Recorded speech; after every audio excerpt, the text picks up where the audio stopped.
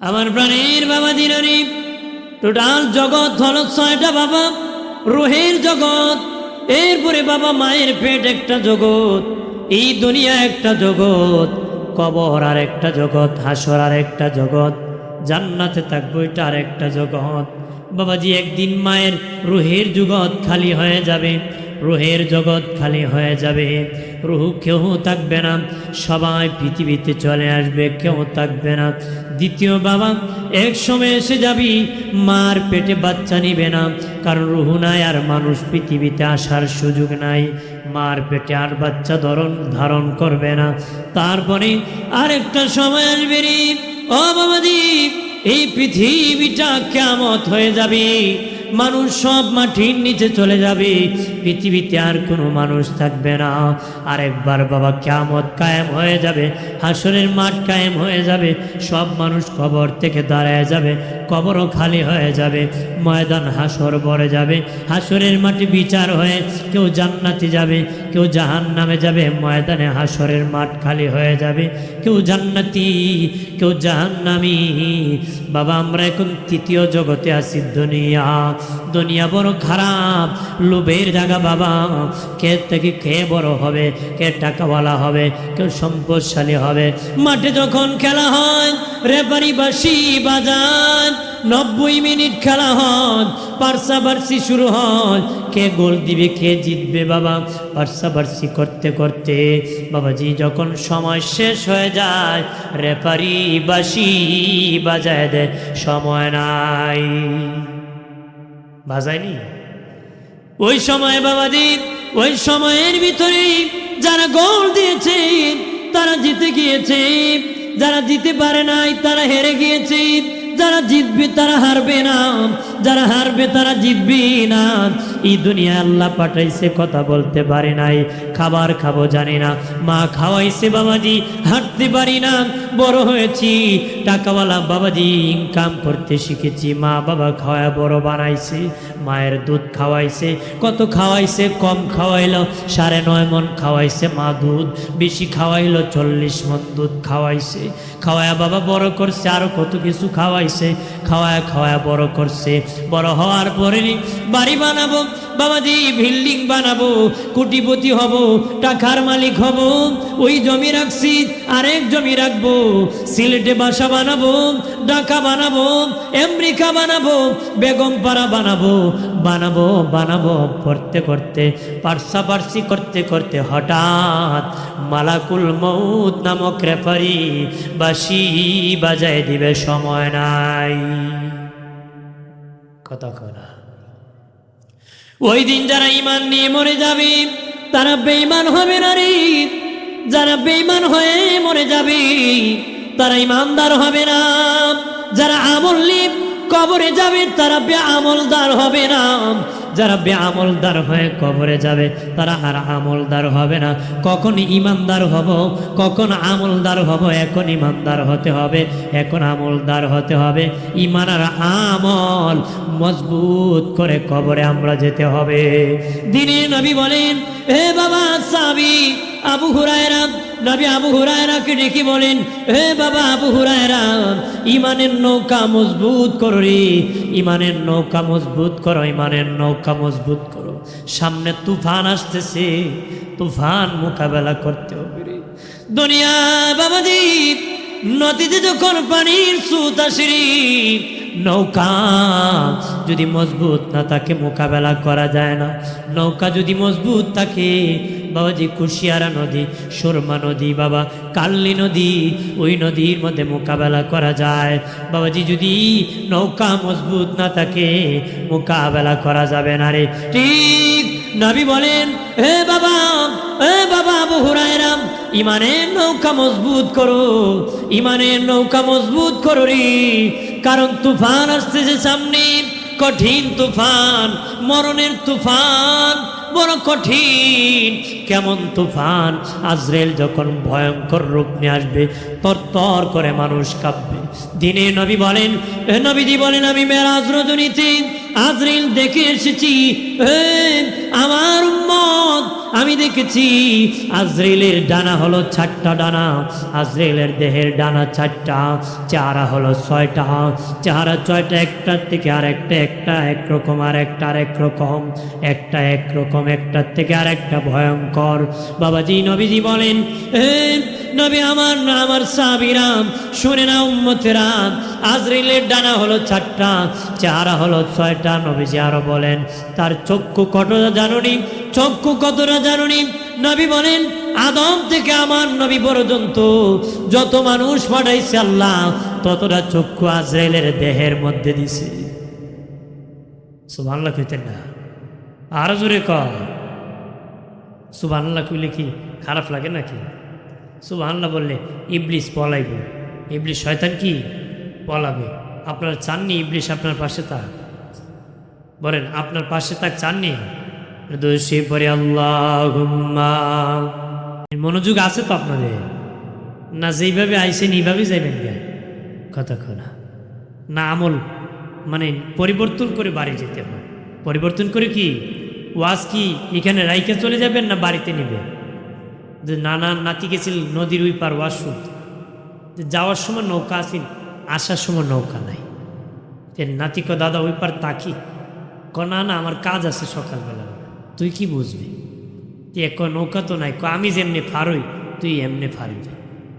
এবার নদীতে নামে, পানি যত বাড়ে লঙ্গি তত তুলে, লঙ্গি কি উপরে দিয়ে তুলে, তুলতে তুলতে যে আঁটুর উপর তুলছে, নাতি ক না না দাদা একটু আগে না হুজুর ওয়াজ করলো আঁটুর উপর কাপড় তোলা কবিরা না, আপনি টানতেছেন। দাগ বেটা বেয়াদ, তোর মাও রাখতে আমি ওয়াজ উনি, তোর বাপও রাখতে ওয়াজ উনি, জীবনে খালেন ইফারের ওয়াজ ইফারে আনছি না, আর তুই একদিন আমার সাথে গেছ আজকে আনতে। আপনারও কি ওই ওয়াজের জায়গাতে রেখে যাবেন না বাড়ি নিবেন তো? যদি না নেন যেই ধরে কিনা এই ধরেই বেচবেন। কথা খারাপ বেটা গুড়া চুরি করে আনছিল বাজারে ব্যস্ত তুই চোরায়, তাই আরেক সিটারে চুরি করে লয়ে গেছে না। তাই আই চোরাই জিগা কত বেচছ? যেই ধরে কিনছিলাম ওই ধরেই বেচছি। তা আপনারা আইবেন আর যাইবেন যদি হয়, তো যেই ধরে এসছেন এই ধরেই যাবেন। এই জন্য পরিবর্তন করে যেতে হবে, কারণ আমি এখন মরে গেলেই কবরে নতুন করে বেহেশতি হওয়া যাবে না, আমাকে এখনই বেহেশতি হয়ে যেতে হবে।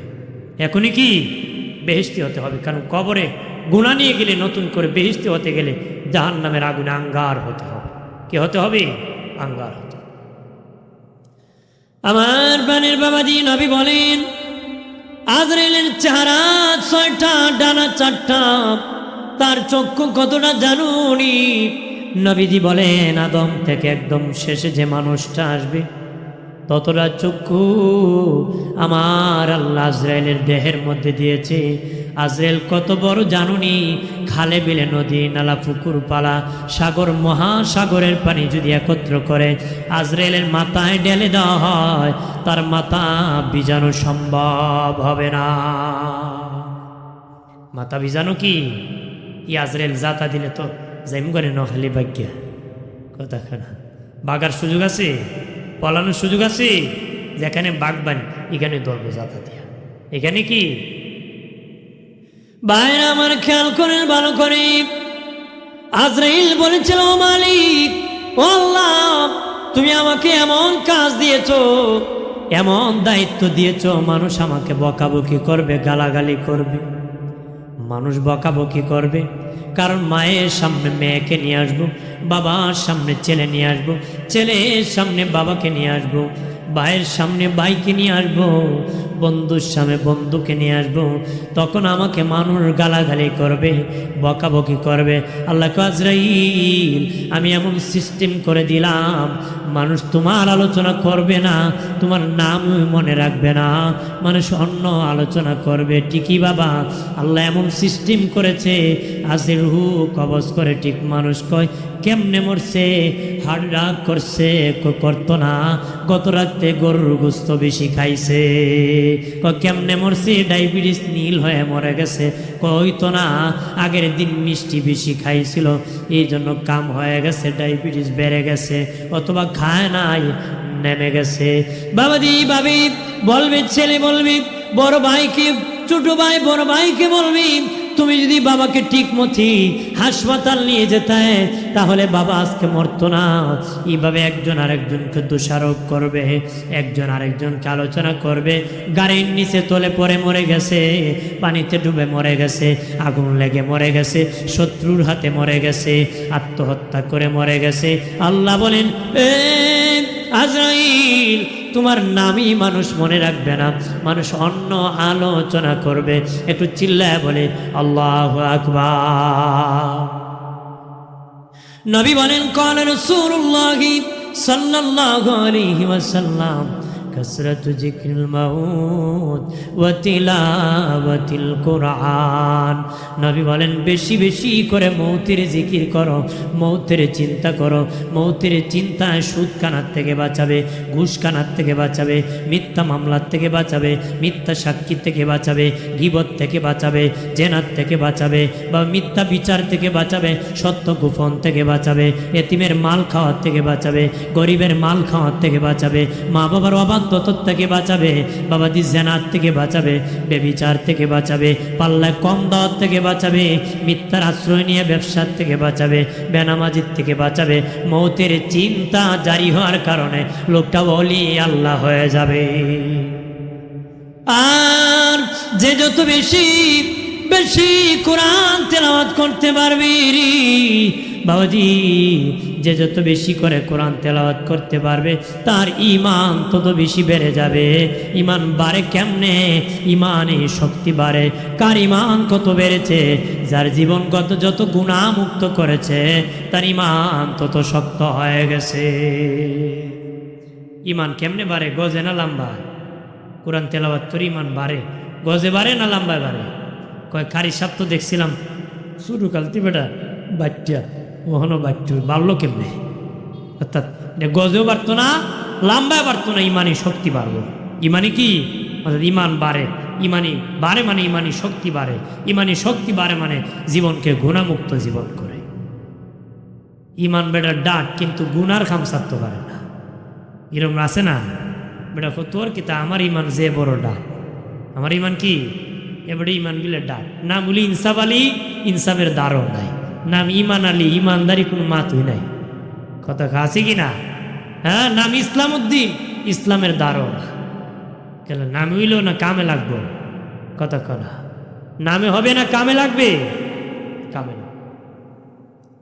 বাইরে আমার খেয়াল করে ভালো করে, ও বাবাজি, ইমাম জালালউদ্দিন সুয়ুতি বলেন, মরণের সময় যখন হয়ে যায়, তখন বাবা যদি জান্নাতি হয়, রহমতের 500 ফেরেশতা আসে, জাহান্নামী হলে 500 ফেরেশতা আসে। জাহান্নামের বাবাজি তার উপরে ঝাঁপিয়া পড়ে যায়, নড়াচড়া করার কোনো ক্ষমতা নাই।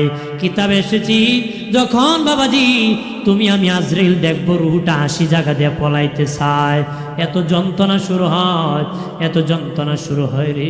মানুষ যখন ঘরে যন্ত্রণা ভোগ করে, তখন খুঁজে কোন দিকে দরজা পাবো আর বাহির হব। না জানালা দিয়ে পলাবো, না পিছন দরজা দিয়ে পলাবো, না সামনের দরজা দিয়ে পলাবো। যখন মানুষ যন্ত্রণায় পড়ে, না বাবা ভেড়া ভাঙবো, না দ্বার ভাঙবো, না দেয়াল ভাঙ্গে বের হব।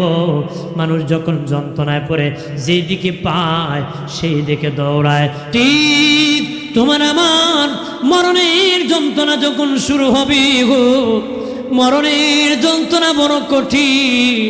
নবী বলেন, বাবা আবু হুরায়রা, এই জন্য ইমানের নৌকা মজবুত করো, সেদিন ওই মোকাবেলা করতে হবে বড় কঠিন। রুহটা 80 জায়গা দিয়ে পলাইতে চায়। এই জন্য নবী বলেছেন, কমজোরি মানুষ সাকরাতের বিছানায় বসে আছে, তার পাশে বসিও না রে।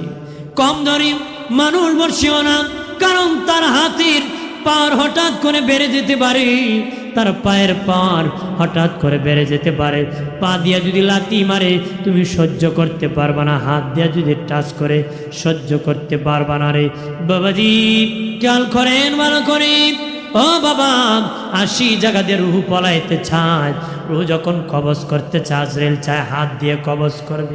হাত ডেকে বলেন, এরে আজরাইল, যে হাত দিয়া আল্লাহর কালাম ধরেছেন, যে হাত দিয়া মসজিদে ইট লাগাইছেন, যে হাত দিয়ে মসজিদ ঝাড়ু দিয়েছেন, যে হাত দিয়ে ভালো কাজ করেছি, যে হাত দিয়ে হালাল ইনকাম করেছি, যে হাত দিয়ে রাস্তার ময়লা পরিষ্কার করে দিয়েছে, যে হাত দিয়ে অন্যের উপকার করেছে, ওই হাত দিয়ে তার রুহ কবজ করতে দিব না, রুহ কবজ করতে দিব না।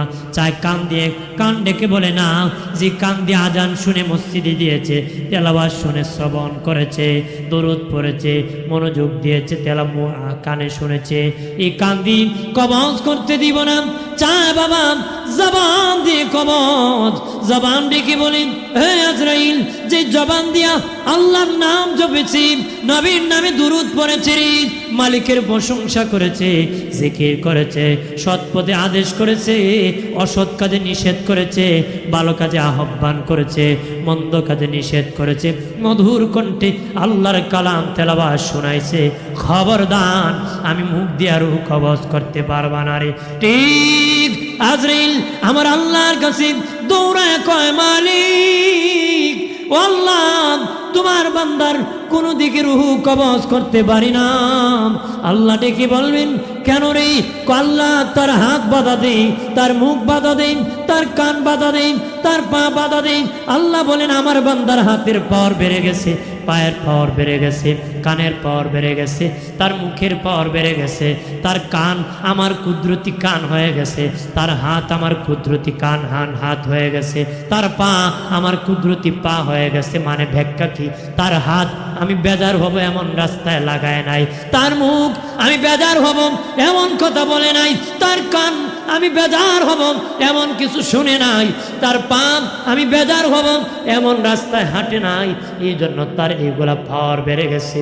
এরে আজরাইল যাও, তোমার হাতের মধ্যে আমি আল্লাহর ইসমে জাতের নাম আল্লাহ, চিৎকার দিয়া বলি আল্লাহ, আর জবান খুলে বলি আল্লাহ।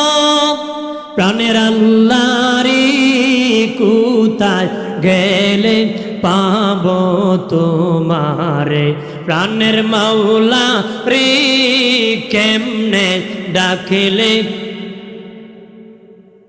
বন্দী হইলাম শয়তানের জালে, দিন কাটাইলাম হেলে দোলে, বন্দী হইলাম শয়তানের জালে, দিন কাটাইলাম হেলে দোলে। আমার জীবন মরণ দিলাম তোমারে, আমার জীবন মরণ দিলাম তোমারে, প্রাণের আল্লাহ রে কোথায় গেলে পাব তোমারে, প্রাণের মাওলা কেমনে ডাকলে। আমার আল্লাহ বলবেন আজরাইল যাও, যাও রে, তোমার হাতের মধ্যে আমি আল্লাহর ইসমে জাতের নাম আল্লাহ আমার বান্দার চোখের সামনে ধরো। আমার বান্দা আমার নাম দেখলে ফানা হয়ে যাবে, আমার দিদারের জন্য বেহুশ হয়ে যাবে, আমার সাক্ষাতের জন্য পাগল হয়ে যাবে, সাথে সাথে রুহুকানি কবজ করে ফেলবে। আর জোরে ভাই আমার, মৃত ব্যক্তি যিনি ইন্তেকাল করি, রুহ কবজের পরে যদি তার কপাল ভিজে যায়, কপাল ঘেমে যায়, ওই লোকটা জান্নাতি, যার কপালটা ঘেমে যাবে, যার নাকটা স্বাভাবিক থেকে একটু বড় হয়ে যাবে সিদ্রি, ওই লোকটা জান্নাতি, ওই লোকটা জান্নাতি। বাবা রুহ কবজ করিয়া আজরাইল বাবা রুহ কবজ করে বাবা প্রথম আসমানের দরজায় নিয়ে যায়। প্রথম আসমানের দারওয়ান ফেরেশতা আছে, এই কুলা শূন্যস্থানের বাবা 500 বছরের রাস্তা, তারপরে কঠিন পদার্থ 500 বছরের রাস্তা, তারপরে আরেকটা কুলা শূন্যস্থান 500 বছরের রাস্তা, দ্বিতীয় কঠিন পদার্থ 500 বছরের রাস্তা, তৃতীয় কুলা শূন্যস্থান 500 বছরের রাস্তা, তৃতীয় কঠিন পদার্থ 500 বছরের রাস্তা, চতুর্থ কুলা শূন্যস্থান 500 বছরের রাস্তা, চতুর্থ কঠিন পদার্থ 500 বছরের রাস্তা, পঞ্চম কুলা শূন্যস্থান 500 বছরের রাস্তা, পঞ্চম কঠিন পদার্থ 500 বছরের রাস্তা, ষষ্ঠ খোলা শূন্য স্থান 500 বছরের রাস্তা, ষষ্ঠ কঠিন পদার্থ 500 বছরের রাস্তা, সপ্তম খোলা শূন্য স্থান 500 বছরের রাস্তা, সপ্তম কঠিন পদার্থ 500 বছরের রাস্তা, খোলা শূন্য স্থান 3500 বছর, কঠিন পদার্থ 3500 বছর, আসমানের 7 আসমানের দূরত্ব মোট 7000 বছরের রাস্তা। সুবহানাল্লাহ। কয় হাজার বছরের রাস্তা? 7000 বছর। বাইর আমার খেয়াল করে ভালো করে, ও বাবাজি, জান্নাতের দরজা খুলে যাবি, অতিক্রম করার পরে জান্নাতের দরজা যখন খুলে দিবি, জান্নাতি রূহ জান্নাত বাবা ঘোরাঘুরি করবে। আজরাইল নিজ হাতে ওই জান্নাতির নাম বাবাজি লিস্টির মধ্যে লিখে দিবে, রূহ নিয়ে আবার জমিনে আসবে। যদি লোকটা জান্নাতি হয় না, ফাসিক হয়, বেঈমান হয়, সুদখোর হয়, ঘুষখোর, জিনাখোর, মদখোর, হারামখোর, দখলদারি বাবা, হারামখোর যারা আছে তাদের বাবা কি হবে জানেননি? দরজা খোলা হবে না, আসমানের দরজা প্রথম খুলে দিবে না, রূহ নিয়ে জমিনে আসবি। জমিনের কয়েক মাইল পর্যন্ত নরম মাটি, তারপরে বাবাজি যাওয়া যায় না, তামার পাহাড়, সীসার পাহাড়, লোহার পাহাড়, 28 মাইল নিচে সিজিন, তারপরে জাহান্নাম। ওই জাহান্নামের দরজা খুলে যাবি, রূহ লইয়া জাহান্নামের ভিতর প্রবেশ করবে, বাবাজি ঘোরাঘুরি করবে, রূহ নিয়ে আবার জমিনে আসবে। কেউ বাঁশ কাটতেছে, কেউ কাপড় আনতে গিয়েছে, কেউ কবর খনন করতেছে, কেউ বাবা হাউমাউ করে কান্না করতেছে, কেউ গরম পানি করতেছে। তুমি আমি জানি না রে, কার জানি রে, মসজিদের খাটিয়া তোমার বাড়ি হাজির হয়ে যায় রে, জানি না। আমি যদি আজকে মরে যাই, আজকে রাতে আমার বাড়িতে মসজিদের খাটিয়া আসবে, আমার বাড়ি আপনার বাড়ি যাবে রে, জানি না কার বাড়ি হাজির হবে, জানি না জীবনে কার জীবনের শেষ মাহফিলে। গণিপুরের মুসলমান ভালো করে শুনে নাও রে, তোমাদের জানি না কার জীবনের শেষ মাহফিল। হয়তো গত বছরই মাহফিল বেহেশতের বাগানে অনেকে বসেছিল, আজকে কবরের মাটির নিচে ঘুমায় গেছে। আসতে থাকতে পারে কি না? আপনার 1 বছরে কেউ মারা যায় না? অবশ্যই মারা গেছে। তাহলে গত বছর আসার সুযোগ ছিল, ওই বছর ওই লোকটা আসার সুযোগ, আপনাদের এই বছর আসার সুযোগ আছে। পরের বছর আগে মারা গেলে আসার সুযোগ আছে? সুযোগ নাই। খালি বুড়া লোক মরে না, জোয়ানও মরে, জোয়ানও মরে। কে কখন মরে এটা কোনো জানা নাই। দাদার আগে নাতি মরে, এইরকম মরতেছে, কথা কন না। বাবার আগে ছেলে মারা যাইতেছে। বাইরে আমার খেয়াল করেন ভালো করে, বাবাজি রুহখানি একজন ফিরিস্তার হাতের মধ্যে থাকে, ফিরিস্তার হাতের মধ্যে থাকে।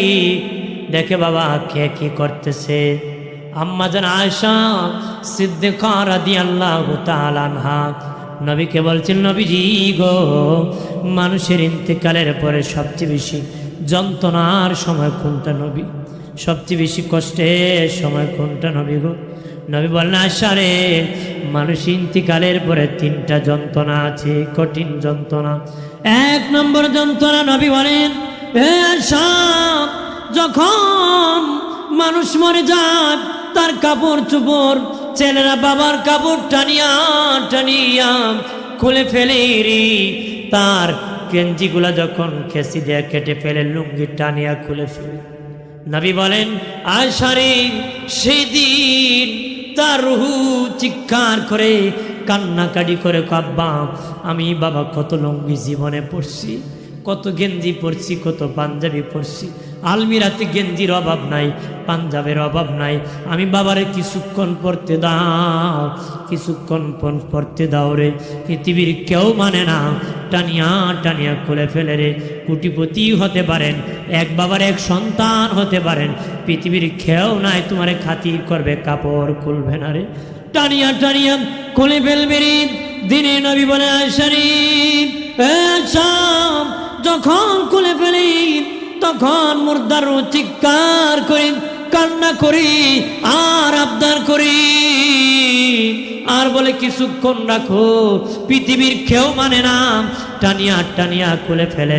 ইন্তেকালের পরে এটা 1 নম্বর যন্ত্রণা। একটু চিল্লায় বলে আল্লাহু আকবার। 2 নম্বর যন্ত্রণা হলো নবী বলেন আয়সারিম যখন উঁচু জায়গা থেকে নিচু জায়গায় নামায় দেয়, উঁচু জায়গা থেকে নিচু জায়গার মধ্যে যখন নামায় দেয়, খলিফাতুল মুসলিমিন আমিরুল মুমিনিন হযরত ওমর ইবনুল খাত্তাব রাদিয়াল্লাহু তাআলা আনহু বলেন পৃথিবীর মানুষ শুনে নাও, তোমার বাবা মরে যাক, মা মরে যাক, এত তাড়াতাড়ি তুমি নিচু জায়গার মধ্যে নামায় না রে। ঢালাই বিছানার মধ্যে বাবাকে রাখিও না রে, মাটির মধ্যে ঢালাইয়ের মধ্যে রেখেও না রে, কারণ তোর বাবার সম্মান আছে, তোর মায়ের সম্মান আছে, তারা ইনসান মানুষ। এই জন্য বাবা মানুষের সম্মানার্থে আমরা খাটিয়ার মধ্যে লাশ রাখি, ডালার মধ্যে রাখি, ঈদগাহ জানাজা পড়তে পারতো, কিন্তু ইজ্জতের কারণে খাটিয়ার মধ্যে উঠে দিয়েছি। খলিফাতুল মুসলিমিন আমিরুল মুমিনিন হযরত ওমর ইবনুল খাত্তাব রাদিয়াল্লাহু তাআলা আনহু বলেন পৃথিবীর মানুষই তোমার বাবা মরে যাক, মা মরে যাক, নিচু জায়গার মধ্যে নামায় না, উঁচু জায়গার মধ্যে নামায়, উঁচু জায়গার মধ্যে রাখিও।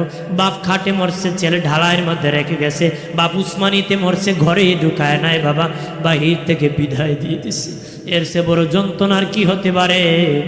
খুব কষ্ট রে বাবাজি, বড় কষ্ট। নবী বলেন আয়েশা যখন তার খাট থেকে তারে নামায় দেওয়া হয় তখন মুর্দার রূহ বড় কষ্ট পায়, কষ্ট পায়, দুঃখ পায়। এটা হলো 2 নম্বর যন্ত্রণা। একটু চিল্লায় বলে আল্লাহু আকবার। 3 নম্বর যন্ত্রণা নবী বলেন আয়শারিফ রে আয়েশা,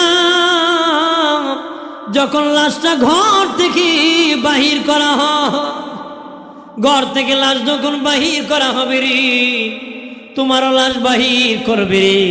পৃথিবীর কোন বেবি আছে তার স্বামীর পাশে সে ঘুমাবে, মৃত স্বামীর পাশে? পৃথিবীর কোন স্ত্রী আছে রে, কোন স্ত্রী আছে স্বামীর পাশে, মৃত স্বামীর পাশে ঘুমাবে? পৃথিবীর কোন স্বামী আছে মৃত স্ত্রীর পাশে ঘুমাবে? পৃথিবীর কোন মা আছে, পৃথিবীর কোন মা আছে রে মৃত ছেলের পাশে ঘুমাবে রে? পৃথিবীর কোন বাবা আছে মৃত সন্তানের পাশে? তোমার আমার কত আদর, কত মায়া। ছেলে লন্ডন থেকে বাবার জন্য খাবার পাঠায়, কত কিছু কাটা আমেরিকার থেকে পাঠায়, কিন্তু বাপ যখন মরে গেছে বলে না আমার বাবারে ঘরে রাখবো, বলে তাড়াতাড়ি মাইকে বলে দাও।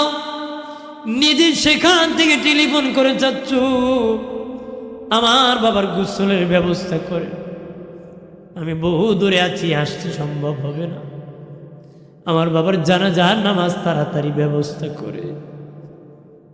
মসজিদের ইমাম রে ডেকে বলে ইমাম সাহেব মাইকে বলে দেন অমুক হাদি সাহেব ইন্তেকাল করেছি, অমুক চাকরিজীবী ইন্তেকাল করছে, অমুক লন্ডন হিসাব ইন্তেকাল করছে।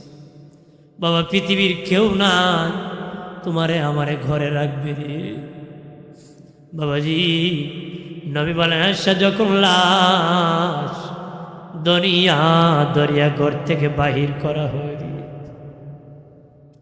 ঘর থেকে যখন লাশখানি বাহির করা হয় আর মুর্দার রূহ চিৎকার করে কান্না করে কয় বাবারে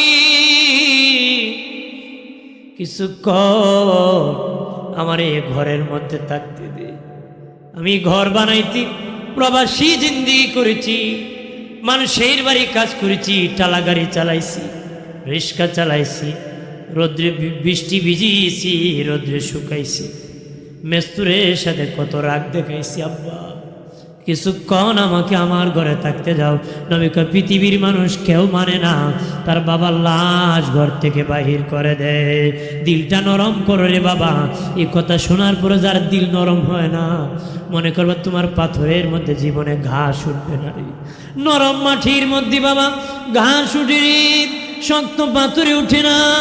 ও বাবা এই মরণের কথা শুনে যারা বাদি ভয় পায় না রে, আল্লাহর স্মরণ হয় না রে, তারার মতন কপাল পোড়া কে হতে পারে? হের মতন হতভাগা কে হতে পারে? রুহুল ইয়াম আজরাইল হাতের মধ্যে আছে। বাবাজি যখন কবরের মধ্যে রাখা হবে, 40 মাটি চাপা দেওয়ার পরে 40 কদম যেতে যত সময় লাগে, এর ভিতরে দুজন ফেরেশতা কবরে হাজির হয়ে যায়। কয়জন? দুইজন। প্রশ্ন করবে কয়টা? কন্যা জানেন না আপনারা? প্রশ্ন তো নবীজি ফাঁস করে দেয়া গেছে। সুবহানাল্লাহ। কন্যা নবীজি কি করে দিছে? ফাঁস করে দিছে। এর গোপন নাই, প্রকাশ্যে বলে দেওয়া হয়েছে। সুবহানাল্লাহ। কন্যা বলে দেওয়ার পরে যারা উত্তর দিতে পারবে না, হের সে কপাল পুরা আর কেউ হতে পারে না। তাহলে বলে দিলে উত্তর দেওয়া যায় না যদি নবীর তরিকায় না চলো। নবীর তরিকা কি না চলো, তাহলে উত্তর দেওয়া যাবে না। মন গড়াতুল তরিকা চললে উত্তর দেওয়া যাইব কনা? মন গড়াতুল তরিকা চিনুননি? মনে যেটা কয় ইডি তরিকা, মনে যেটা কয়। আর ইসলাম হলো নবী রেখে দেওয়ার সংবিধান। কোরআন হাদিস থেকে আমার জীবন চালাতে হবে। আমার জীবন কি? বাইরে আমার খেয়াল করেন, 4 দল ব্যক্তির কবরে মুনকার নাকি যায় না রে। 4 দল ব্যক্তির কবরে মুনকার নাকি যায় না। একদল নবীগণ, নবীগণের কবরে মুনকার নাকি যায় না, যাবে না। নবীদের কবরে মুনকার নাকি যায় না। 2 নম্বর সিদ্দিকগণ, বাবাদের সিদ্দিকগণ তাদের কবরে যায় না। 3 নম্বরে শহীদগণ, শহীদগণের কবরে যায় না। 4 নম্বরে সালেহগণ, তাদের কবরে মুনকার নাকি যায় না। শহীদকে কি বলবে? শহীদ তোমার রবকে। শহীদ বলবে যে রবের জন্য জীবন দিয়েছি, আরো কি রবের পরিচয় বাকি আছে নাকি? আরো বাকি আছে না? যে রবের জন্য জীবন দিছি জিহাদের মাঠে, আরো পরিচয় লাগবে? আর লাগবে না। মারহাবা কর। বাইরে আমার যদি উত্তর দিতে পারো রে বাবাদি, তোমার আমার কবরে যখন আসবি, যদি উত্তর দিতে পারি রে, আল্লাহ বলবেন হে ফেরেশতা তার কবরে জাহান্নাম খানি দেখাও। যে ব্যক্তি উত্তর দিয়ে দিছি তার কবরে জাহান্নাম দেখানো হবে। সে জাহান্নাম দেখিয়া হাউ মাউ করে কান্না করবে, চিৎকার করবে, ফেরেশতাকে কাঁদিও না, ওই জাহান্নাম তোমার জন্য ছিল, কিন্তু তুমি নেক আমল করার জন্য, নেক আমল করার কারণে, আল্লাহকে চিনার কারণে, ইসলামের পরিচয় দেওয়ার কারণে, নবীকে চিনার কারণে আমার আল্লাহ ওই জাহান্নাম তোমার জন্য হারাম করে দিছে। এই দেখো আমার আল্লাহ তোমার জন্য জান্নাত ওয়াজিব করে দিছে। এরপরে বাবাজি ওই জান্নাতি লোক বলবে ওই ফেরেশতারা আমাকে অনুমতি দাও, আমি আবার দুনিয়া যাব। ফেরেশতারা বলবে কেন যাইবা দুনিয়ায়? বলবি শোনো আমি তো জান্নাতি হইছি, আমার ছেলেকে একটু বলে দেব, মেয়েকে বলে দেব, বিবিকে বলে দিব হে আমার বিবি আমি জান্নাতি হয়ে গেছি, এই কথা বলে দিব। তখন ফেরেশতারা বলবে না, এই কথা বলার সুযোগ নাই, ঘুমায় পড়ো। দোলামিয়া যেমন বাসর ঘরে ঘুমায় যায় তেমনি ঘুমায় যাও। কতদিন ঘুমাবা? ইয়াউমাল কিয়ামা, কিয়ামত পর্যন্ত ঘুমাইতে থাকো। সুবহানাল্লাহর আওয়াজটা হয় না আর জোরে একবার সুবহানাল্লাহ বললে বাবাজি, মিত বাবাজি জান্নাতের ভিতরে একটা ফলের বাগান দেওয়া হয়। জান্নাতের ভিতরে একটা ফলের বাগান দেওয়া হয়। নবী বলেন একটা দ্রুত দামি ঘোড়া যদি 500 বছরই বাগানে দৌড়াদৌড়ি করে, বাগানের এক মাথা থেকে আর এক মাথায় যেতে পারবে না। একবার সুবহানাল্লাহ বলে এত বড় ফলের বাগান দান করে মালিক। তাইলে ফলের বাগানের দরকার আছে কিনা? আমরা তো সম্পদ চাই যেন বেশি হয়, বেশি হইলে ক্ষমতা বেশি থাকে। ক্ষমতা কি বেশি থাকে। বাইরে আমার খেয়াল করেন ওই জান্নাতি ঘুমায় পড়বি, আর বাবা হাসরের মাঠ যেদিন কায়েম হয়ে যাবে সে বলবি একটু আগে ঘুমাইলাম, এখনই বুঝি কিয়ামত কায়েম হয়ে গেছে। অথচ হাজার হাজার বছর, লক্ষ লক্ষ কোটি কোটি বছর কবরে ঘুমাইছে। জানিয়ে রাখো, সর্বশেষ যে লোকটা কবরে ঘুমাবে, সর্বশেষ মাটির নিচে যে লোকটা ঘুমাবে, ওই লোকটা 40,000 বছর মাটির নিচে ঘুমাতে হবে। 40,000 বছর মাটির নিচে ঘুমাতে হবে। ভাইরা আমার, খেয়াল করেন, যার কোটি টাকার সম্পদ আছে তার বাবা 3.5 হাত কবর দেওয়া হয়। যার বাবা টাকার কোনো জায়গা নাই, 1 ইঞ্চি জায়গা নাই, তার 3.5 হাত কবর দেওয়া হয়। বিল্ডিং এর অভাব নাই, টাকার মানুষ নাই, টাকার মানুষ আছে কিন্তু টাকার জায়গা নাই। এই লীলা খেলা কে ব্যবস্থা করছে? জোরে বলেন, কে করেছে? এ বাবাজি, জানিয়ে রাখো রে মুমিন, যখন কবরে উত্তর দিতে পারবো না রে, উত্তর দিতে পারবে না, তখন আল্লাহ বলবেন তার কবরে জান্নাতটা দেখে দাও। তার কবরে জান্নাত হাজির করা হবে। সে একটু চিল্লায় বলে নাউজুবিল্লাহ। প্রাণের বাবাজি, তার কবরের সাথে জাহান্নামের যোগাযোগ লেগে যাবে, জাহান্নামের পোশাক বানায় দিবে, কবর সংকীর্ণ হয়ে যাবে, কবর চাপা মারবে। একজন অন্ধ ফেরেশতা আসবে, মোটা একটা ব্যান্দা নিয়ে কবরে আসে একটা বাড়ি মারবে, জাহান্নামীকে 70,000 গজ নিচে দাবায় দিবে। আবার টান দিয়ে উঠাবে, আবার বাড়ি মারবে, আবার উঠাবে। দিনের নবী বলেন তার বাড়ির ছুটি ওই লোক চিৎকার করে কান্না করবে, কিন্তু তার কান্নার আওয়াজ পৃথিবীর মানুষ শুনবে না, জিন আর মানুষ শুনবে না, সবাই শুনবে। যদি শুনতো, বাড়িঘর ছেড়ে তারা পাগল পারা হয়ে যেত। কবরেরই আযাব যদি মানুষ দেখিত,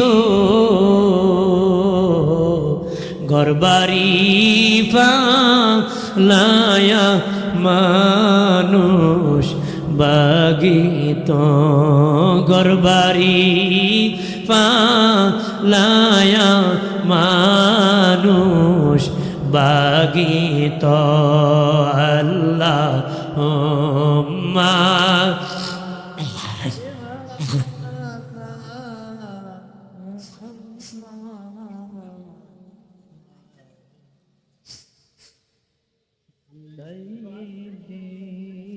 এখন কারণ আদওয়ালা পড়েন না সবাই।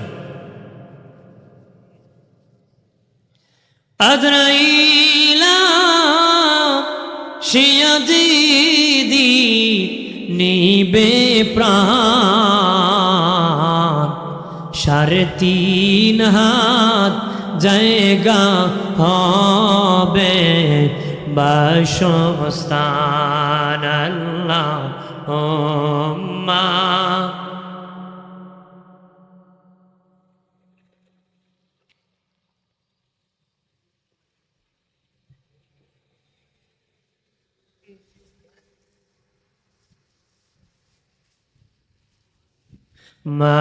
মাদওয়ালা।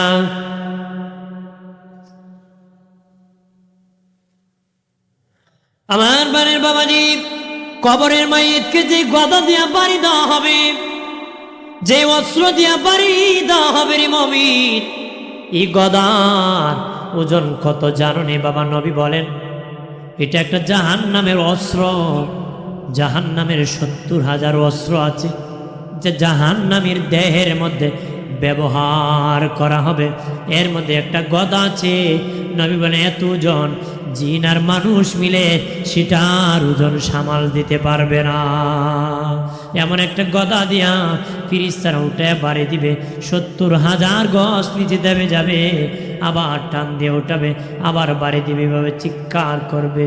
ভাইরা আমার, কবর সবাই রে চাপা মারবে, ডান দিকের হাড় বাম দিকে যাবে, বাম দিকের হাড় ডান দিকে যাবে, চুরমার করে ফেলবে। মায়ের প্রথম দুধ দেখেছিল নাক দিয়ে বের হয়ে যাবে, এমন ভয়ঙ্কর কবর। নবী বলেছেন উসমান ফিল জান্নাত, উসমান গনি জান্নাতি।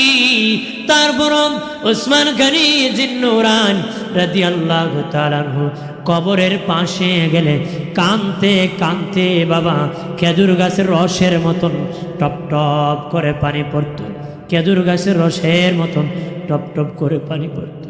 সাহাবায়ে কেরাম বললেন, ওগো ওসমান গনি ভাই, ও ওসমান গনি ভাই, নবী জাহান্নামের বয়ান করলো, এমন কান্না আপনি করেন না, কিন্তু কবরের পাশে কেন গো এরকম কান্না করেন? ওসমান গনি বলেন, বন্ধুরা রে, কবর হলো প্রথম স্টেশন, কবর হলো প্রথম ঘাঁটি। কবরে যারা ধরা পড়ে যাবে, সব জায়গায় ধরা পড়ে যাবে। কবরে যারা নাজাত পাবে, তারা সব জায়গায় নাজাত পাবে। আর জোরে উনি বলেন, রে বন্ধুরা, আমি উসমানের ভয় হয়, আমি উসমান নি কবরে ধরা পড়ে যাই, এই জন্য কান্তি কান্তি আমি বেহুশ হয়ে যাই, আমার বড় কবর ভয় করে। কবর সাপ বিচ্ছুর ঘর, কবরে কবর কাউকে সার দিবে না রে। কবর অলিকো চাপা মারে, মমিনকে মারে, ফাসেককে কবর চাপা মারে। অলি যখন কবরে যাবে, আল্লাহর অলি, দুই পাশের মাটি, মা যেমন ছেলেকে ভালোবেসে বাবাজি হাত দিয়া চাপ দিয়া ধরে নি, বন্ধু বন্ধুর সাথে দেখা হলে সিনার সাথে সিনা লাগায়া বুকের সাথে চাপ দিয়া ধরে, ঠিক আল্লাহর অলি কবরে যা আমার তো দুই পাশের মাটি ভালোবেসে চাপ দিয়া ধরবে। একটু চিল্লায় বলে মারহাবা। সব চাপ এক চাপ নেই বেটা, মাইরা ফলে বললেও যাতাই দিতে হয়, কারণ আমরা মারবার লেগে উস্তাদ। মারবার লেগে কি বাঙালি সবচেয়ে বড় উস্তাদ দিল মাথায় বাড়ি মেরে দেওয়া, খেত বাড়ি দিল, যাই হোক বেটা খাম মাথা, তুই ফুলের চুরি, হে মাথাত মারে, ফুলের চুরি কি মাথায় মারে। মাও ছেলের পিটাইব, মাথায় বাড়ি মারে, কথা কয় না। আরে বাইরিবার জায়গা তো দিছে, আমি জায়গা আছে, উস্তাদ হয়ে ছাত্রকে পিটাবা, কই পিটাবা এটারও জায়গা কইলা দিছে তো, হাদিসও আছে, কোথায় পিটাবেন? আপনি গালে মারবেন, মাথায় মারবেন না, গদি আছে না, গদিতে মারবেন। খেতে মারবেন? শাসন করতে গেলে কই মারবেন? গদিতে মারবেন। গদ্দি বুঝছেন না আপনারা? বুঝছে সবাই। ভাইরা আমার খেয়াল করেন ভালোভাবে প্রাণের বাবাদীপ, ও বাবাদীপ, কবর এমন একটি জায়গা কাউকে ছাড় দিবি না। আল্লাহ নবী সাহাবী আবু মুসা রাদিয়াল্লাহু তাআলা আনহুকে যখন কবরে নামায় দেওয়া হলো, কবরে যখন ওনাকে জিন্দা করা হলো, মুনকার নাকি প্রশ্ন করেছে, তোমার রবকে? উনি কো মুনকার নাকি, বলো রে কত দূর থেকে তোমরা এসেছ? তারা কো 500 মাইল দূর থেকে আমরা এসেছি আবু মুসা, 500 মাইল দূর থেকে আমরা এসেছি। তখন বাবা আবু মুসা বলেন, হে মুনকার নাকি, 500 মাইল দূর থেকে আসিয়া যদি তোমরা আল্লাহকে ভুলো নাই, 500 মাইল দূর থেকে আসিয়া যদি আল্লাহকে ভুলো নাই, আমি আবু মুসা কয়েক হাত মাটির উপর থেকে নিতে এসেছি, বলে এত তাড়াতাড়ি আল্লাহকে আমি কেমনে ভুলে যাব? বলতেছি কি, তোমরা 500 মাইল দূর থেকে যদি আল্লাহকে ভুলো না, আমি তো মাটির কয়েক হাত উপর থেকে আসছি, আমি কেন আল্লাহকে ভুলে যাব? আমরা তো চা খাওয়াইলে আল্লাহরে ভুলে যাগা, কথা কয় না। দুধ খাওয়াইলে আরো ডাবল বলে, 100 টাকা দিলে 500 মিশা কথা কয়, 500 টাকা দিলে জীবন দিব কয়, কথা আছে কি না? একবার হুজুর হারা দিনে 40 কাপ চা খাইছি। আরে বাবা অত কাপ কি খাও? হুজুর মাগনা ফাই খায়। কি পায়? মাগনা। মাগনা খেটে খাওয়ায়, এখন নেতা খাওয়ায়, নেতা। পরের দিন হুজুর আর খাইতাম না। কি হয়? খালি মুতে ধরে। কি ধরে? আমার বউ কয়, তোমার কি কলেরা ধরছে নাকি? হুজুর পরে বউ যাই বুগা, বউ পাই মুখ হই, এই জন্য আর এই মাগনা চা খাইতাম না। তো মাগনা পাইলে ফাল মাইন না, খাওয়ালে পাগল হয়ে যাবে মানুষ। জবানকে হেফাজত করতে হবে, কতক্ষণ ঠিক কিনা? বাইরে আমার খেয়াল করেন ভালো করে, আল্লাহ নবীর সাহাবী সাদ ইবনে মুআয রাদিয়াল্লাহু তাআলা আনহু ইন্তেকালের পরে আল্লাহ নবী নিজে জানাজার ইমামতি করলেন। লাশ যখন খাটিয়া উঠাইয়া বাবাজি সাহাবায়ে কেরাম নিতেছেন, নবী পিছনে পিছনে হাঁটতেছেন, কিন্তু নবী পা মোবারক জমিনে ফুল ফেলতেছেন না, বুড়ি আঙ্গুল মোবারকে ভর করে করে নবী যাচ্ছেন। সাহাবায়ে কেরাম বললেন, দিনের নবী গো, পা মুবারক কি উস্কা বলে গেছে নাকি, পা কোনো ব্যথা পাইছেন নাকি, পারি জমিনে ফেলতেছেন না? দিনের নবী বলেন, সাহাবীরা আমি যা দেখি তোমরা তা দেখো না রে, আমি যা দেখি রে তোমরা তা দেখো না। এ বাবা সাহাবীরা শুনে নাও, আমার সাদ ইবনে মুআজকে যখন কবরে আমি নামাই দিছি, কবরে নামাই, আমার সাদ ইবনে মুআজের জানাজার মধ্যে এত ফিরিস্তা শরীক হয়েছে, আমার সাদ ইবনে মুআজের জানাজা এত ফিরিস্তা শরীক হয়েছে, আমি রাসূলুল্লাহ দুপা রাখার মতন কোনো জায়গা পাইতেছি না। কবরে নামাই দেওয়ার পরে নবীজি কান্নায় ব্যঙ্গে পড়ে গেলেন। সাহাবায়ে কেরাম বলেন, নবী কি জন্য গো কান্দেন? নবী বলেন, হে বাবা সাহাবীরা, আমার সাদ ইবনে মুআজকে যখন কবরে মাটি চাপা দিলাম রে, দেখি কবরের দুই পাশের মাটি তারে চাপ মারা শুরু করছে, আমি দেখে সইতে পারি নাই, দুই হাত বাড়াইয়া আল্লাহর কাছে দোয়া করলাম, মালিক আল্লাহ আমার সাদ ইবনে মুআজকে তুমি মাফ করে দাও, আল্লাহ আমার সাদ ইবনে মুআজকে তুমি মাফ করে দাও। আমার আল্লাহর সাথে সাথে সাদ ইবনে মুআজের কবর কানা জান্নাতের বাগান বানায় দিছি। আর জোরে বাইরে আমার খেয়াল করে ভালো করে, অবাবাদি সাহাবায়ে কেরাম জীবন গঠন করেছিলেন রে, আমরা একদিন মরে যাব, কবরের সামানা জোগাড় করবো রে, কবর কাউকে খাতির করবে না রে, কবর কাউকে খাতির করবে না। তবে আল্লাহর কসম কে বলি, ওই কবরের মাটিও একজনের গোলাম, তিনি হলেন আমার আল্লাহ, তিনি হলেন আমার আল্লাহ। তুমি আমি যদি আল্লাহর গোলাম হতে পারি, কবরের মাটির বাবারও ক্ষমতা নাই তোমারে আমারে চাপা মারবে। গোলাম হতে হবে কার? আমরা তো হয়ে গেছি নেতা, সামসার, আতি ফাতি শিকি, অভাব নাই, কথা কনা আছে কি না? এরকম হবে না, গোলাম হব কার? আল্লাহর গোলাম হলে সব তোমার হয়ে যাবে। আল্লাহ আমার যা আছে তোর সব, যদি তুই হস আমার, যদি তুই হস আমার।